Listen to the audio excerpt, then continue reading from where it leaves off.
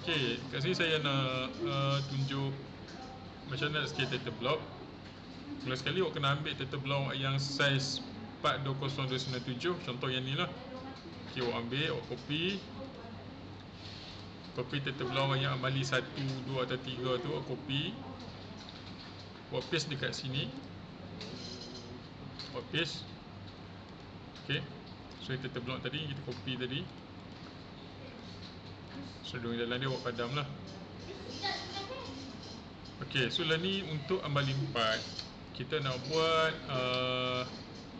title block sebab dia berskala. Sebab drawing kat sini berskala 1:100. So kita kena buat title block pun berskala 1:100 besar A3. Ok, so mula sekali kena tekan MV setup.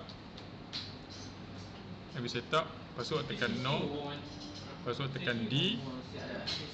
Masukkan skala 100. Awak enter. Masukkan size paper 420. Awak enter. 297. Awak enter. So title block tu dia kan ada pada part C, Y dan X ni. So awak boleh movekan title block ni ke sini. Ok, macam title block ni saya. Ok, lepas tu awak title block kita copy tadi ni. Awak select, awak clipboard, awak copy lagi, awak paste as block, awak letak di sini.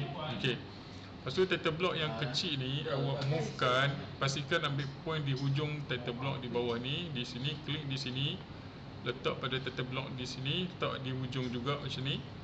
Lepas tu awak tekan SC, pilih object, enter, klik di sini sekali, hujung title block ni sekali. Lepas tu awak tekan R, enter, awak klik di sini, awak klik di atas ni.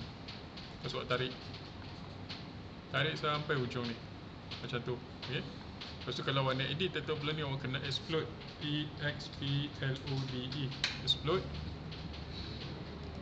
enter. Lepas tu awak boleh edit lah. Okay, lepas tu masukkan ruang dalam ni.